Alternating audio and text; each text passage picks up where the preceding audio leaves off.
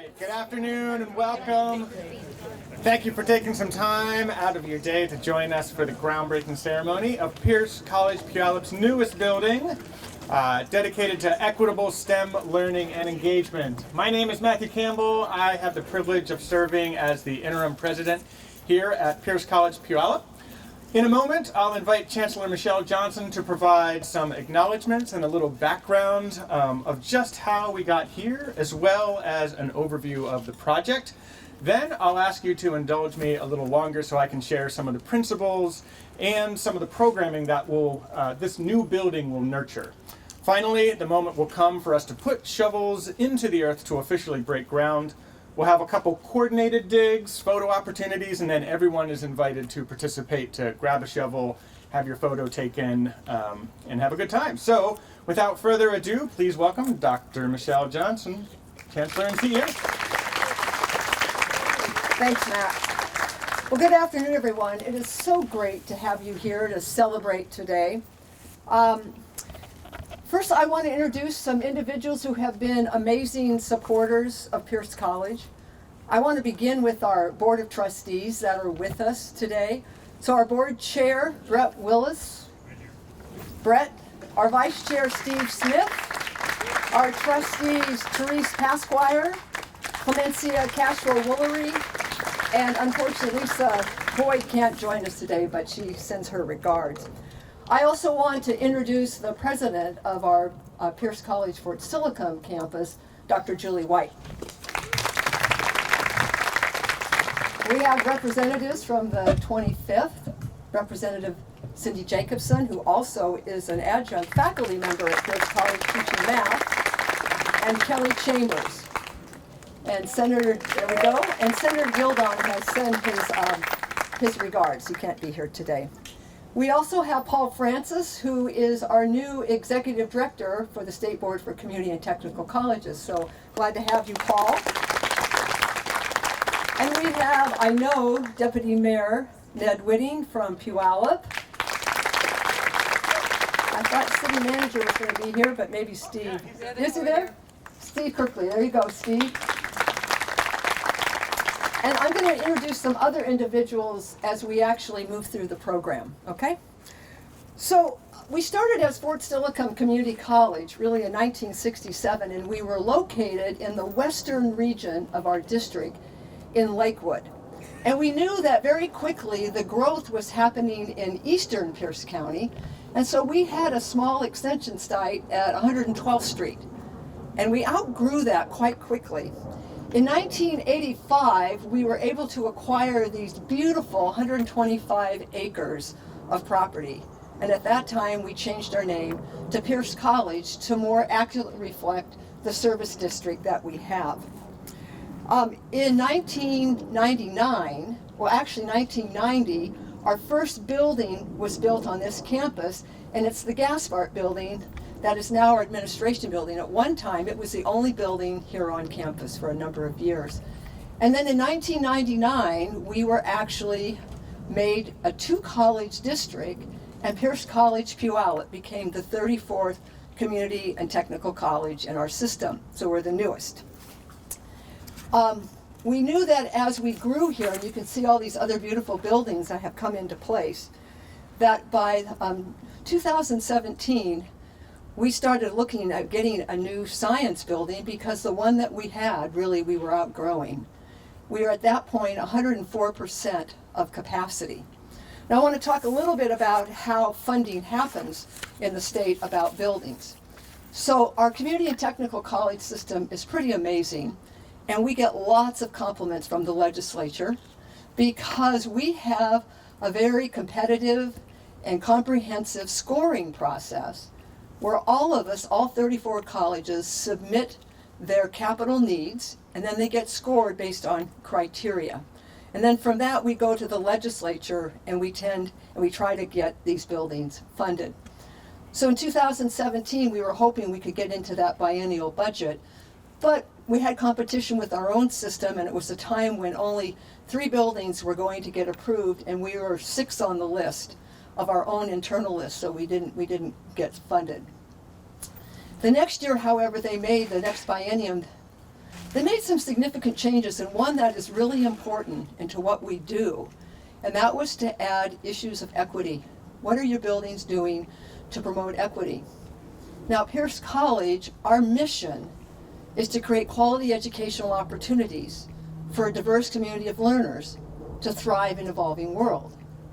And to do that, it was very clear for us is that we needed to make sure that we were tearing down barriers that blocked minoritized and marginalized students, particularly our Black and brown students, our single parents, our individuals with disabilities, our low-income students. And so equity became a really important element for us. You're going to hear more about that.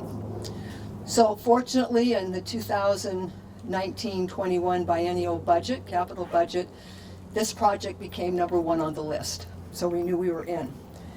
The other thing that's interesting about this project, it's the first time that we have been able to do what's called a design build.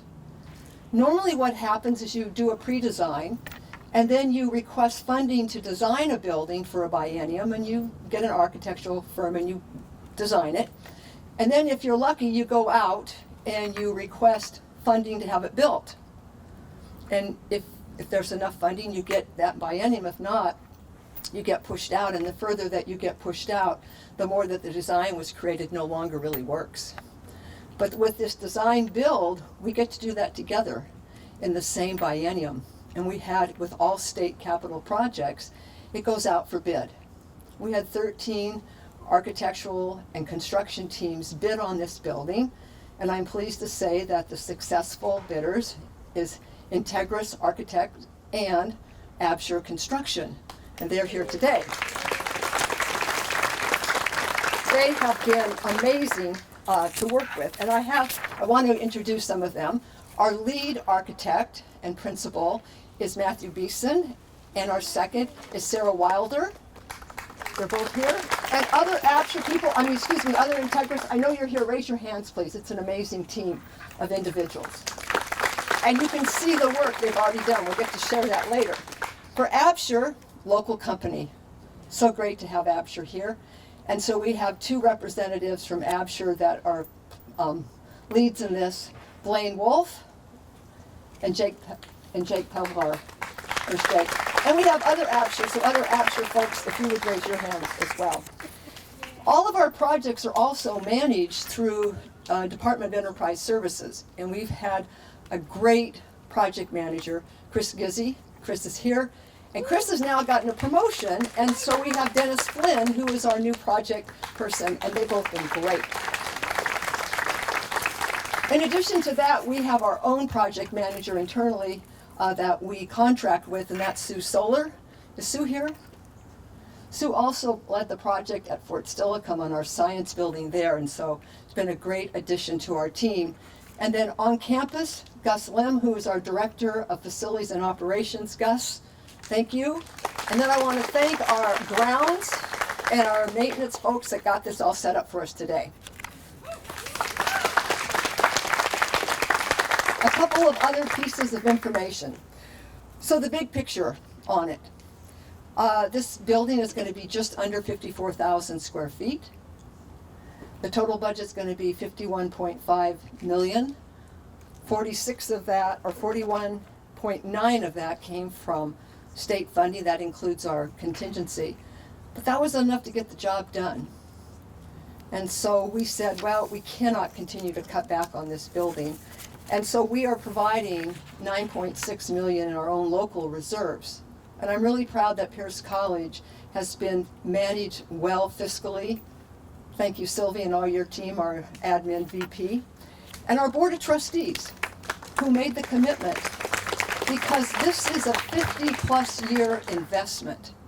And because we have managed ourselves well, we've had the resources to be able to commit to this, even in this really difficult time, because to do less would really compromise the integrity and the scope of this project, and so we couldn't shortchange it. Also, what's part of our state capital public building is we always take 0.5% of the state money, and we go out on a bid for art, to support public art.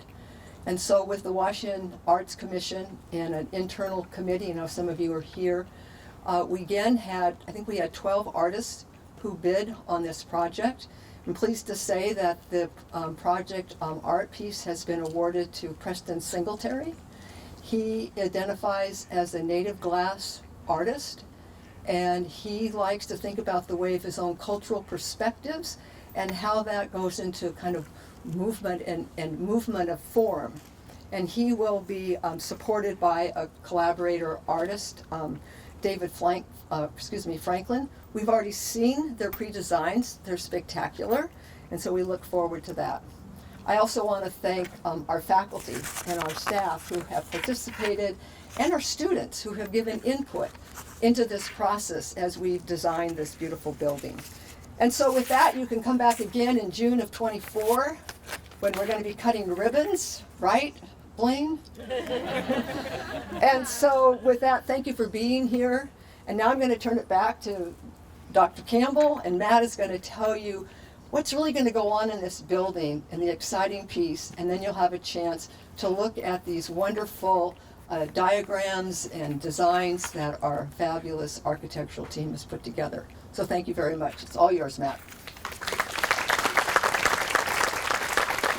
Thank you, Michelle. I'm going to attempt something. The top of my note says brief. So this is the laughter. All right, excellent.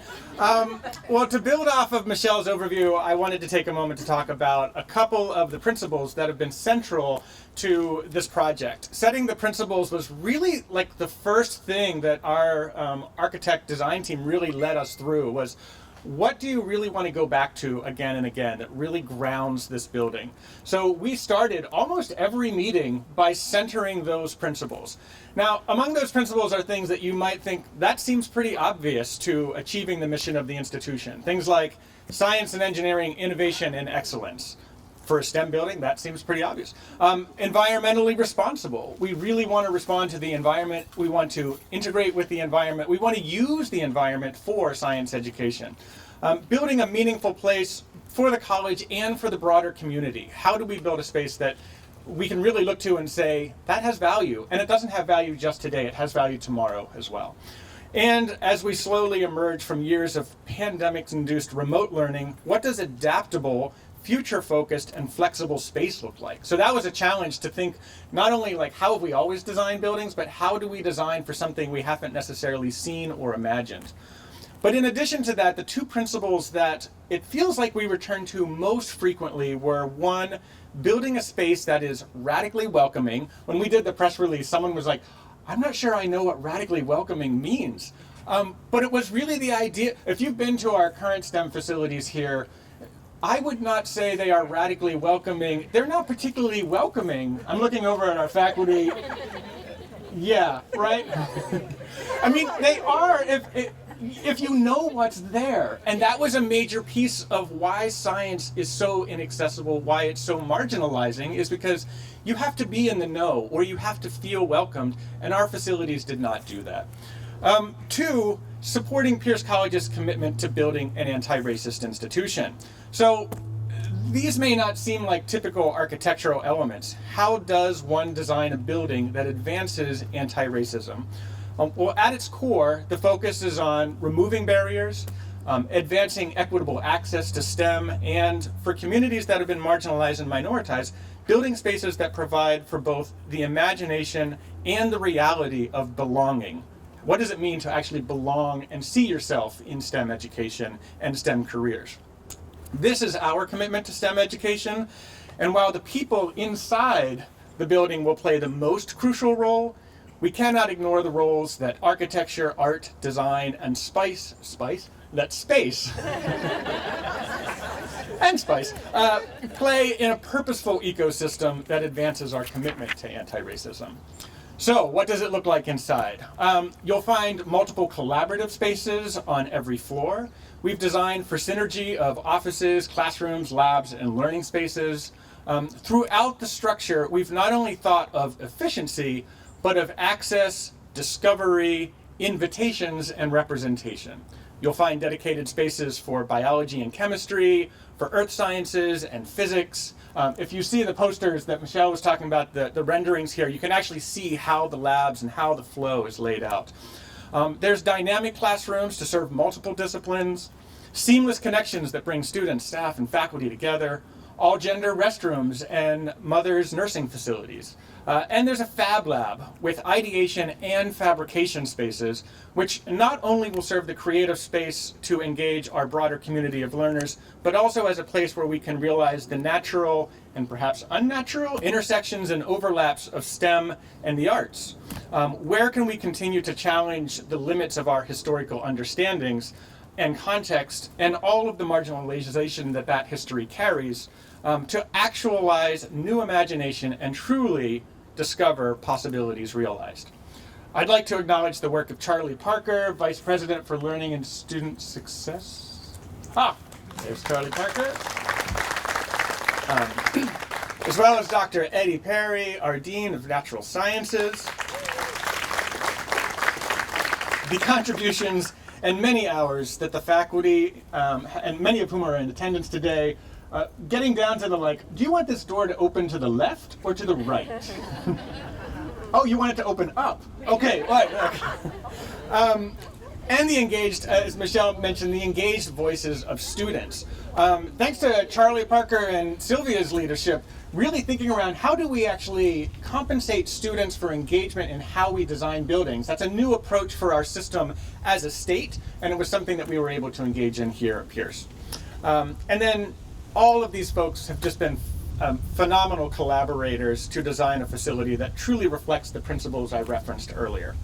So now, as we prepare the road to opening in June 2024, on time and under budget, the time has come for us to break the ground. So for the first group, if I could invite Paul Francis, Executive Director of the State Board of Community and Technical Colleges, Dr. Eddie Perry, Vice President Charlie Parker, Chancellor Michelle Johnson, and Trustee Brett Willis, please make your way to the shovels. I don't have a script. What happened?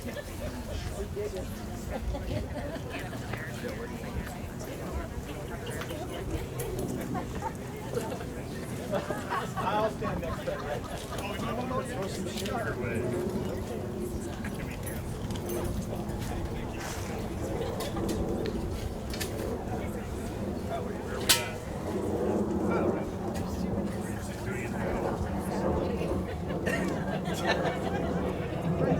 I'll do a countdown. 3, 2, 1. Another photo. In 3, 2, 1. Perfect. All right.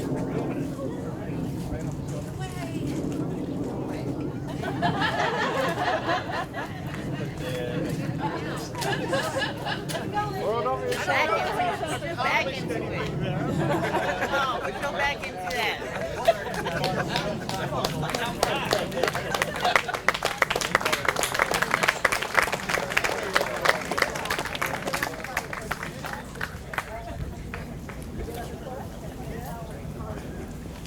All right, so now we'll do a couple coordinated ones, perhaps with our trustees, perhaps with our elected public servants, and then we'll open it up for others who want to grab a shovel.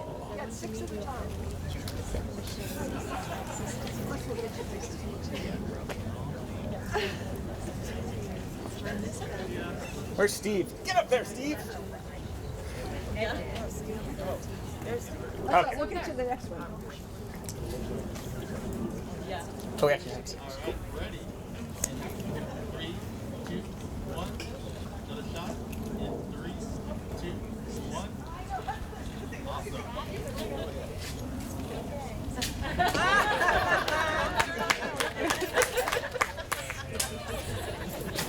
Thank you.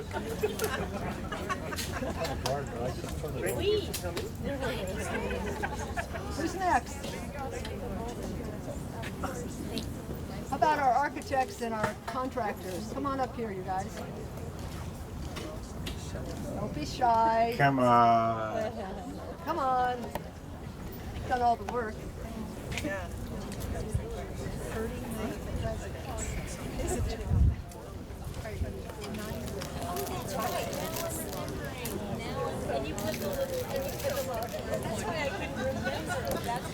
While people make it up, if you haven't seen and are interested in some amazing looking cookies, there are science themed cookies and cookies that celebrate our 55th year here at Pierce College.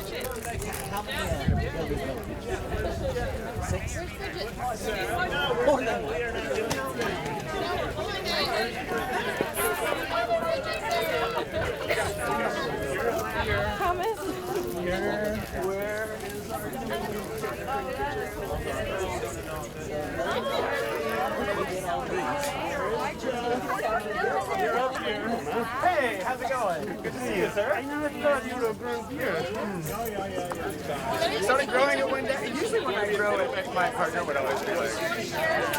But this time she was all like, I like it. I was like, I'll keep it till you say you don't. So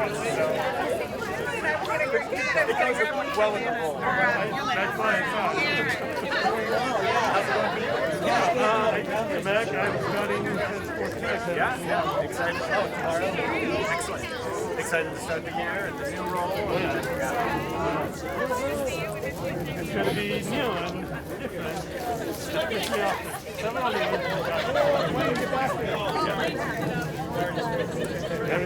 Everybody probably has that. Many friends. Pandemic, football, and How's your summer been?